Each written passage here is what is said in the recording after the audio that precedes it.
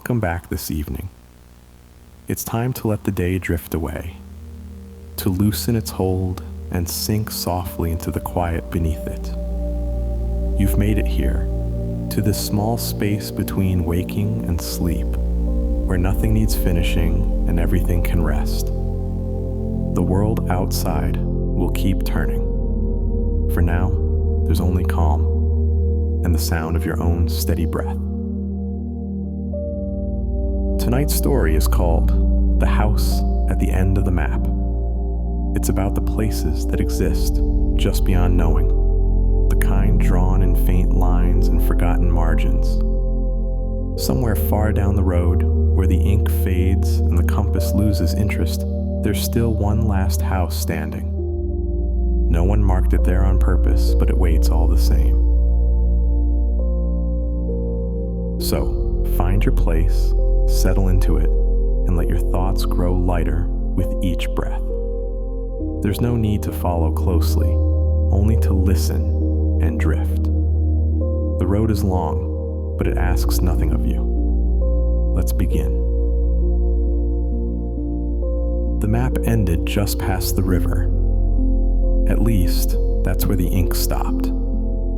The paper curled at the edges, worn soft by years of folding and unfolding, but the line of the river remained clear, a blue thread that simply vanished into blank space. I traced it with my finger, wondering what existed beyond the absence. Maybe nothing. Maybe something that didn't want to be found. I followed the river for most of the morning, its current moving slow and full beneath a pale sky. Grass pressed high against the banks, and every few minutes a bird would lift off, startled by my steps, vanishing into the bright white above. The air had that early day stillness to it, quiet but awake, carrying the faint smell of wet stone and soil. After an hour or so, the path thinned and then disappeared altogether.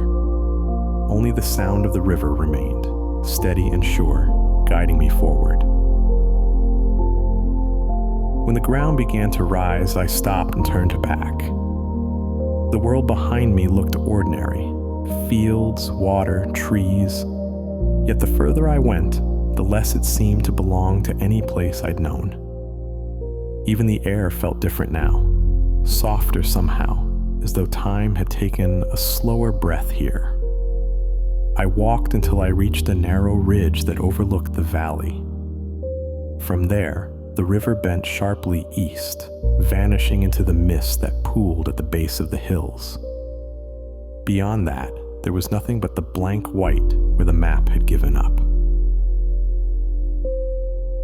The trail that led down from the ridge was faint, not a road, but a memory of one. I followed it anyway. It twisted through the tall grass and into a stand of birch trees, their trunks pale and peeling, their leaves whispering against one another in a sound that reminded me of pages turning. Somewhere ahead I thought I heard a bell, faint and far away. It rang only once. Then the silence returned, heavier than before. By afternoon, the forest opened again. The land dipped toward a flat stretch of meadow where the grass moved like water in the wind. In the middle of it stood a small house, or what was left of one. The roof sagged on one side, the walls leaned in tired agreement, and ivy crawled through the cracks like veins finding their way home. There was no road leading to it, no fence, no sign that anyone had ever planned for it to be there. It simply was. I crossed the field slowly. Each step brushed the tall grass aside with a soft hush that made the world feel smaller. The air smelled faintly of rain, though the clouds above were thin and white. When I reached the porch, the wood beneath my hand was warm, as if it had been waiting in the sun for me. I knocked once, though I already knew there would be no answer. The door opened anyway. Inside, the light changed. It was dim but golden, like the color of afternoon remembered rather than seen. Dust hung in long columns through the air, shifting whenever I moved. There were books piled in corners, their covers faded to shades of brown and gray, and a single table near the window where a candle had melted into the shape of a flower. A chair sat beside it, pulled slightly back, as though someone had just risen to step outside. Everything looked touched but not abandoned, paused in mid-gesture, waiting for the next breath. At the far wall hung another map. This one smaller, drawn by hand, the lines delicate and unsure. I stepped closer and saw that the river was there too, the same one I had followed. But where mine had ended, this one continued. It ran past where the paper should have stopped and looped back into itself, forming a circle with a small mark at the center. A house, drawn in careful ink. The floorboards creaked softly beneath my weight, not in protest, but in greeting. The sound echoed faintly, like a quiet voice repeating each step a moment after I took it. The air held a stillness that felt deliberate, as if the house was listening. I stood in the center of the room for a while, saying nothing, and in return, nothing said anything back. Even the dust seemed to hang mid-air, waiting to see what I would do next. There were other rooms beyond the main hall. The first door I opened led to a narrow kitchen. Shelves lined the walls, filled with jars of water, not food, not preserves, just water. Some jars were cloudy, some clear, each sealed tight with wax. A few had words scratched into the glass: morning, rain, riverbend. I lifted one to the window, and the light passing through it shimmered faintly blue, as if the sky had been folded and kept inside. The next room was darker. Its walls were covered in old photographs, hundreds of them, pinned and taped and layered until barely any of the wood beneath was visible. Each photograph showed the same house, this house, though sometimes the sky above it was different, or the river behind it ran higher, or the grass was shorter. In some, the windows were glowing. In others, the roof was whole again, or gone entirely. And in a few of them, a figure stood by the door, their face always turned away from the camera. I reached out and touched one of the photos, careful not to smudge the surface. The paper was cool, smooth, but when I drew my hand back, my fingertip left a faint mark, like condensation fading from glass. The image beneath it rippled, only for a second, and then settled again, unchanged. I stepped back slowly, feeling the air shift as though the house had sighed. Nothing else moved, but it no longer felt empty. In the corner of the room was a writing desk. A candle sat beside an open book, its flame long gone, but its shape preserved in hardened wax. The pages of the book were filled with sketches, maps upon maps drawn in pencil and ink, the same river winding through all of them. Some were detailed, showing forests and ridges and little notes in the margins. Others were almost blank, as if the world had only begun there and stopped. But no matter the drawing, the same house appeared at the end, always in the same place, like a signature. I found a loose page tucked near the back, torn from another book, maybe. It showed the outline of a compass, but the cardinal points were wrong. Where north should have been, the word home was written instead. Below that, a line read, "Every road leads here, eventually." I ran my thumb over the words until they faded slightly beneath the oil of my skin. Something about the phrase made my chest feel both heavy and calm at once. I closed the book and stood up, glancing once more at the wall of photographs. The light had shifted in the room, dimming slightly even though the window still faced the open sky. Outside, the air seemed thicker now, the wind slow and uneven, carrying a sound that might have been the river or might have been breathing. Somewhere deeper in the house, a floorboard moved, a single gentle creak that came and went like a thought. And though I was alone, I couldn't shake the feeling that the house had just remembered my name. The stairs creaked differently than the floorboards below, slower, deeper, as if each step was testing my weight before deciding whether to hold me. Dust rose in small spirals behind my feet, catching the thin light that spilled from a narrow window on the landing.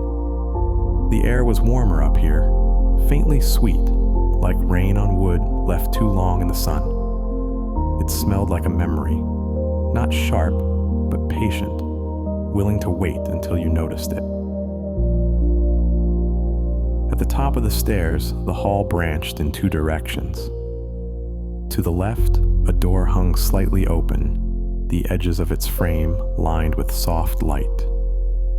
To the right, another stood closed, its handle polished smooth by years of use. I went left first. The floor dipped under my foot, then leveled again as I pushed the door open. It was a bedroom, small, quiet, and oddly familiar. The walls were painted a pale green that had faded to almost gray, and the window overlooked the meadow-eyed cross to reach the house. A bed sat in the corner, neatly made, though the blanket was too short to have been laid by anyone still living here. On the nightstand sat a glass of water, half full. Condensation clung to its surface, as if it had only been poured a few minutes ago. Beside the glass was a small framed photograph. The image was faint, its edges bleached, but I could just make out the shape of a road winding between trees, the same road that had led me here. There was a figure walking along it, small and distant. I leaned closer, squinting at the image, but the light shifted across the glass before I could focus. When it passed, the road was empty. I turned away and noticed a wardrobe in the corner. Its doors were slightly ajar, and when I opened them, I found nothing but empty hangers swaying gently, as though disturbed by a breeze that wasn't there. Still, the scent of old fabric lingered, faint, comforting, like the inside of a chest that's been closed for too long but still remembers the people who once used it. I reached inside and touched the wood at the back. It was warm. The other door at the end of the hall was heavier than it looked. It resisted for a moment, then opened with a low groan that seemed too deep for such a small space. The room beyond was filled with light, pale and even, as if the sun outside had found a way to live here without casting shadows. Maps covered every wall, their corners curling, their lines fading, their edges frayed. Each one looked hand-drawn, and none of them matched. Some maps showed oceans where I knew there were mountains. Others had rivers that led nowhere, roads that looped back into themselves, or markings that looked more like constellations than terrain. Pinned to one corner was a compass rose drawn in red ink. The directions had been replaced again. Home, away, before, after. I stared at it for a long time, not sure which way it wanted me to go. There was a small table beneath the largest map, and on it sat a collection of tiny stones arranged in a perfect circle. Each stone had been carved with a single letter, not words, just fragments. When I leaned down, I realized they spelled something, though not in order. I traced them with my finger, shifting a few into place until the message began to form. Follow what's missing. I didn't know what it meant, but the moment I finished reading it, one of the stones trembled slightly, just once, as if to agree. A cool draft moved through the room, rustling the maps on the wall. Somewhere far below, a door closed on its own. The sound traveled up through the floorboards like a slow heartbeat. I looked toward the stairs, expecting to hear footsteps, but there was only stillness. And yet, the faint smell of river water filled the air again, the scent of something that didn't belong inside at all. When I stepped back into the hallway, the air felt heavier, not darker exactly, just thicker, like the house had drawn a slow breath and decided to keep it. The light from the window had faded to a pale gray, and the dust hung still, unmoving. For a moment, I thought I could hear the faint ticking of a clock, but when I stopped to listen, the sound disappeared. Only the low creak of the wood beneath my feet remained. It was enough to remind me that the house was still awake. At the bottom of the stairs, the main room seemed slightly different than before. The books were still piled in the corners, the table still sat near the window, but the candle that had been melted into the shape of a flower was gone. In its place stood a small bowl filled with water. The surface was perfectly still, reflecting the faint outline of the ceiling above. When I leaned closer, the reflection rippled once, though I hadn't touched it. The sound came again, that soft bell from somewhere in the distance. It was clearer this time, as if the walls of the house were amplifying it, drawing it closer. I turned toward the back of the room, where a narrow hallway stretched deeper than it had before. I didn't remember it being there. Still, I followed. The hall was lined with doors, each slightly open, revealing flashes of rooms that didn't seem to belong to the same house. Through one, I saw a field of tall grass swaying in the wind beneath an open sky. Through another, a stone bridge stretching over black water that reflected nothing. One door opened to a narrow staircase leading down, another to what looked like the inside of a train car, empty and still. I didn't go inside any of them. At the end of the hall, I reached a door that was closed completely. Its handle was cold, almost icy, and for a second I hesitated. When I finally turned it, the hinges made no sound at all. The room beyond was circular, the walls curved and smooth, as if carved from stone rather than built. In the center stood a single chair and another map, this one drawn directly onto the floor. It wasn't ink this time, but thin lines carved into the surface, filled with something that shimmered faintly under the dim light. I knelt down and ran a finger along one of the lines. The texture was strange, not raised, not etched, but soft, as if the map was still deciding what shape it wanted to take. The same looping river appeared again, bending and curling until it reached the mark of the house in the center. But around the edges, new shapes had formed, ones I didn't recognize. As I watched, the faint shimmer began to move, flowing along the carved lines like liquid light. The river brightened first, then the hills, then the outline of the house itself. The glow pulsed gently, not in rhythm with my heartbeat, but close enough that I felt it might be learning. The lines converged at the center, and the faint reflection of water appeared there, rippling even though there was none. I realized then that the house wasn't built on the map. The map was built inside the house. A low hum rose from somewhere beneath the floor, deep and steady. The lines on the map flickered once, and for a moment, the carved river seemed to flow backward, carrying its light toward the walls. The glow climbed upward, spreading across the stone, tracing faint marks that hadn't been visible before. More rivers, more roads, more places. It was drawing the rest of the world, piece by piece, right here inside this room. And just as I began to understand it, the light faded again, leaving only the faint hum of the house itself. The bell rang once more, very close now. I turned toward the sound, but there was nothing behind me. Only the door, standing open to a hallway that now seemed shorter, smaller, as though it were quietly folding itself away.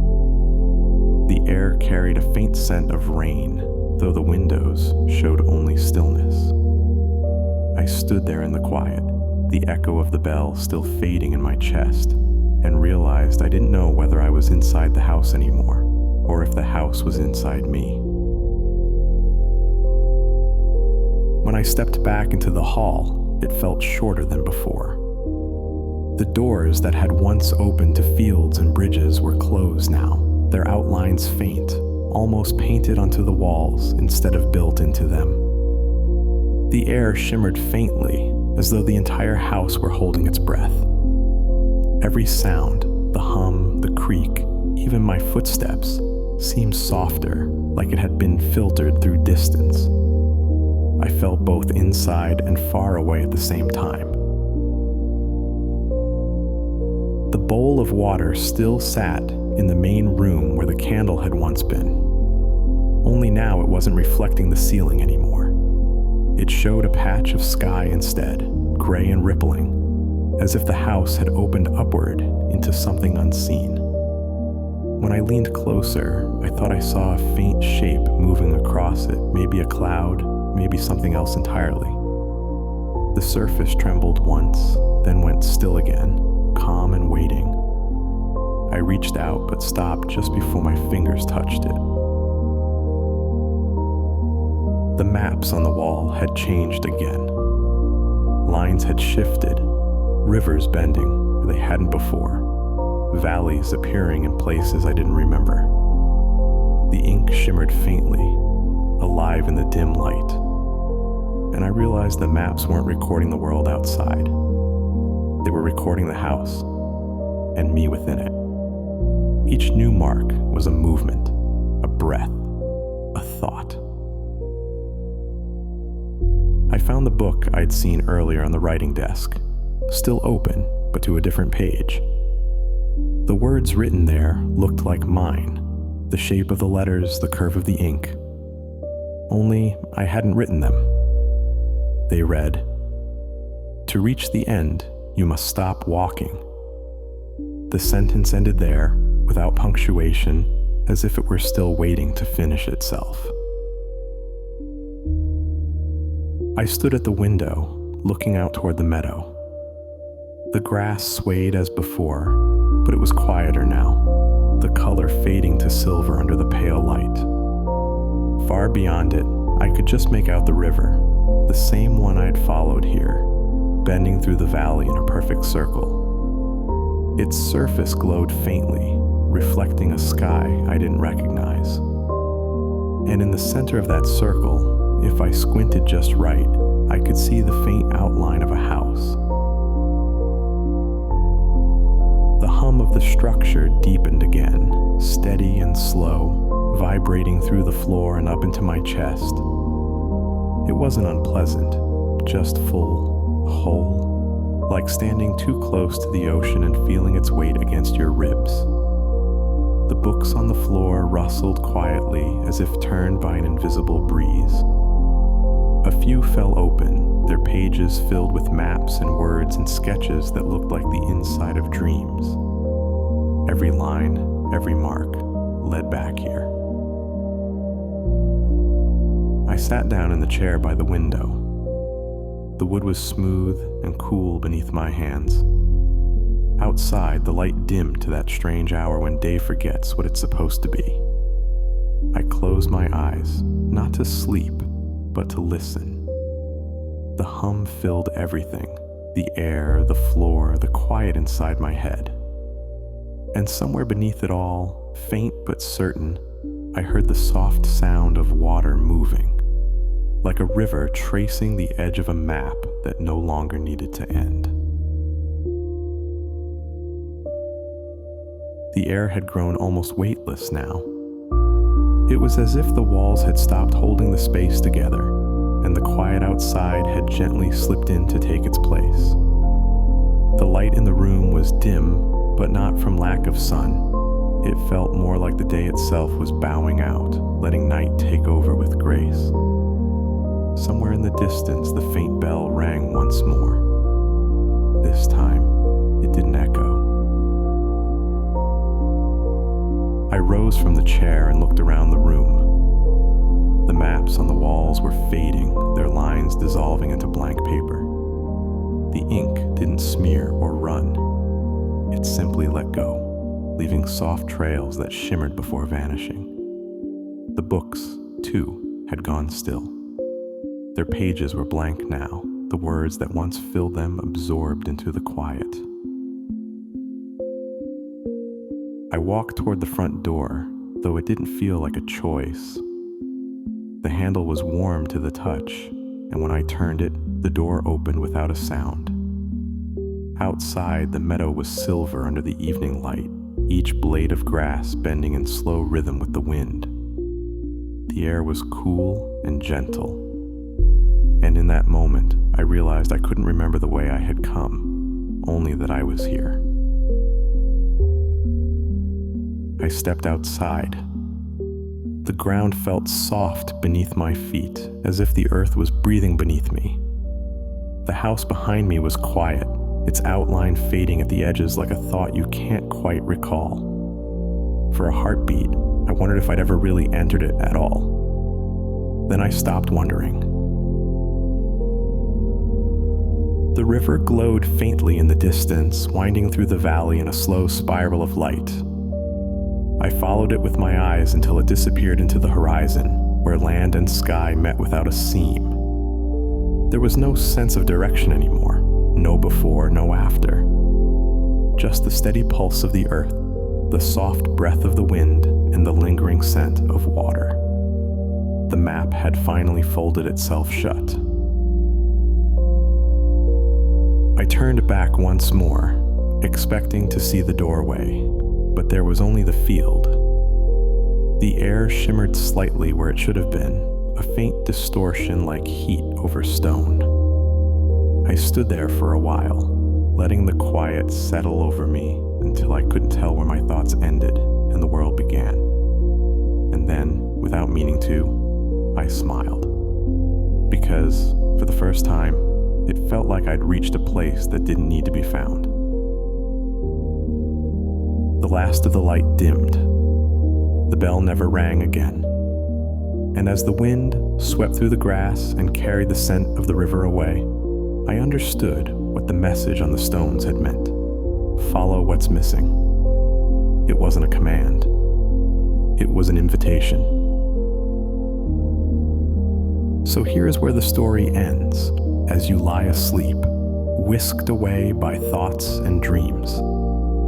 The journey has settled, the echoes have softened, and what was once far away now feels close enough to rest beside you.